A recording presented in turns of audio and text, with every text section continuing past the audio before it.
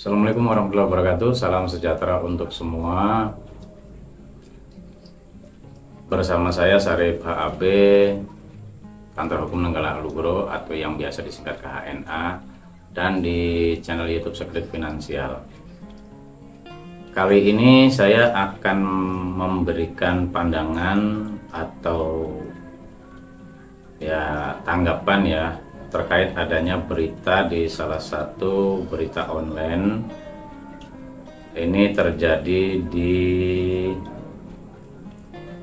Rokan Hilir, Riau. Nah, berita ini berjudul "Wanita diculik debt collector di Riau. Ternyata suaminya hutang 100 juta".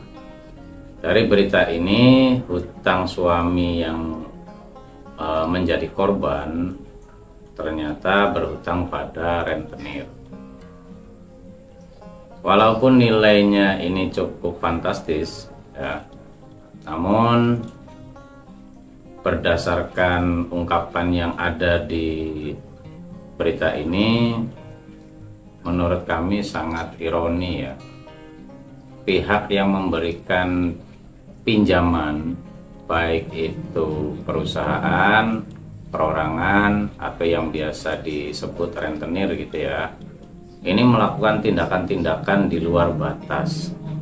Bahkan penculikan ini diindikasi atau disampaikan tidak hanya dilakukan oleh satu orang atau dua orang, dilakukan oleh 4 orang yang ternyata juga sudah diamankan oleh pihak Polres Rohil atau kepolisian setempat. Namun diduga masih ada salah satu pelaku yang menjadi buron atau DPO. Saya tidak terlalu jauh untuk menyikapi perihal penculikannya tapi dalam hal ini tindakan yang dilakukan oleh pihak perwakilan kreditur ataupun yang menjadi pemberi pinjaman ini menurut kami sudah sangat di luar batas Nah, apa di luar batasnya? Besar kemungkinan tindakan-tindakan lain itu seperti adanya ancaman, adanya tekanan, atau bahkan mungkin teror. Ini bisa saja terjadi. Mungkin juga tindakan yang dilakukan oleh pihak rentenir ini juga karena berawal dari, mohon maaf kekesalan rentenir yang tidak bisa mengambil haknya secara umum Tapi kategori secara umum pun terkadang banyak pihak kreditur yang tidak menyesuaikan berdasarkan ketentuan, di mana orang yang memberikan pinjaman itu punya hak dan kewajiban. Namun juga mereka punya tanggung jawab untuk menyesuaikan keadaan agar tidak menimbulkan hal-hal yang tidak baik pada masyarakat, khususnya pada nasabahnya itu sendiri. Nah, proses-proses yang bisa diterapkan, ada proses secara mediasi, ada proses secara hukum, bisa dilakukan oleh pihak kreditur. Nah, tapi di masyarakat kita memang sangat jarang sekali proses itu dilakukan oleh pihak kreditur. Nah, sedangkan hal-hal yang seperti itulah yang hanya bisa dilakukan oleh pihak kreditur untuk mengambil haknya secara benar. Nah, karena yang menjadi rumor atau keumuman di masyarakat adanya penagihan hutang, baik dari pemberi pinjaman perorangan ataupun kelompok ataupun perusahaan ataupun lembaga keuangan, ini rentan menjadi keresahan masyarakat, di mana adanya tekanan, ancaman, teror itu sering terjadi. Bahkan di salah satu wilayah, mungkin di hampir seluruh wilayah di kampung-kampung bahkan mungkin di perumahan perkotaan juga banyak kelompok-kelompok ataupun lembaga keuangan yang menyalurkan bantuan pinjamannya menggunakan metode penyaluran secara langsung. Umumnya itu disebut dengan bank harian atau bank mingguan atau bank kelompok ya. Nah, itu di perumahan-perumahan, di kampung-kampung itu banyak itu. Nah, dengan berbagai macam nama lah. Terkadang hal-hal seperti itu juga, bukan terkadang ya, kalau saya kategorikan adanya kegiatan itu menurut kami ternyata tidak mudah mengangkat perekonomian masyarakat, karena perekonomian masyarakatnya masih kurang terangkat, keresahanlah yang ditimbulkan ataupun yang muncul di lingkungan itu. Nah, hal-hal ini yang memicu adanya tindakan-tindakan yang dianggap suatu hal biasa oleh masyarakat, sehingga memperkuat tindakan-tindakan berikut-berikutnya oleh pihak-pihak yang mengaku sebagai penagih utangnya itu sendiri, atau pihak yang memberikan pinjamannya itu.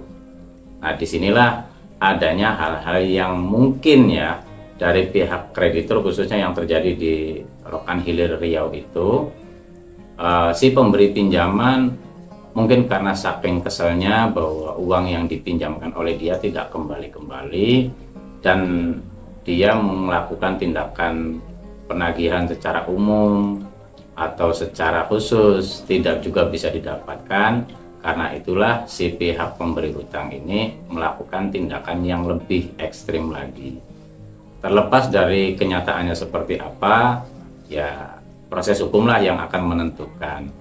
Nah, dari sinilah saya secara pribadi sih memberikan pemahaman kepada harapannya bisa memberikan manfaat buat masyarakat, di mana pada intinya pinjaman yang tidak mudah disesuaikan ataupun tidak mudah diselesaikan oleh masyarakat ini juga harus betul-betul dipahami secara bijaksana oleh masyarakat, agar hal-hal buruk ataupun hal-hal yang meresahkan tidak terjadi pada masyarakat. Dan pada khususnya bagi pihak-pihak yang memberikan bantuan pinjaman, ini juga memang harus betul-betul memahami bahwa karakteristik dari masyarakat yang diberikan bantuan pinjaman itu, kalau rata-rata pinjamannya itu adalah pinjaman konsumtif, akan sangat berbahaya bagi perputaran si pemberi pinjaman itu sendiri, ya kan? Nah, lalu bagaimana pihak kreditur ataupun pemberi pinjaman bisa lebih efektif membantu keuangan ataupun ekonomi masyarakat? Evaluasi dari awal penggunaan pinjaman ataupun nilai finansial pinjamannya itu untuk apa, dan bagaimana proses nanti pelaksanaan penggunaannya, dan pada saatnya nanti proses untuk pembayarannya ini sesuainya bagaimana, itu juga harus dievaluasi secara betul-betul oleh pihak kreditur. Tidak hanya sebatas memberikan pinjaman lalu ingin mendapatkan keuntungan. Hal seperti itu sesuatu yang tidak bisa dibenarkan. Baik lembaga secara umum yang dinaungi oleh pemerintah, apalagi kelompok-kelompok ataupun individual yang tidak punya naungan. Sehingga kalau misalkan ada istilah rentenir, mohon maaf, ataupun kelompok yang tidak punya naungan secara hukum, bisa dikatakan bahwa pemberian pinjaman ataupun proses pengelolaan uang berkaitan dengan masyarakat itu dikatakan tidak benar atau ilegal. Nah, pihak-pihak yang berwenang terkait di dalam lingkaran suatu tempat yang ada kelompok pemberi pinjaman yang ilegal, menurut kami tentu harus berani melakukan tindakan tegas, karena dampak dari adanya hal-hal seperti itu sangat meresahkan warga. Nah, jadi apalagi adanya berita yang tadi awal saya sampaikan ini cukup miris ya, cukup membuat suatu pemahaman, loh kok utang seperti ini mengkhawatirkan masyarakat sampai adanya penculikan. Mungkin saja hal seperti ini bisa terjadi kepada siapapun, dan bisa saja hal-hal seperti ini tidak diketahui oleh pihak berwenang, sehingga hal-hal seperti itu hanya menjadi suatu keresahan-keresahan buat masyarakat gitu ya.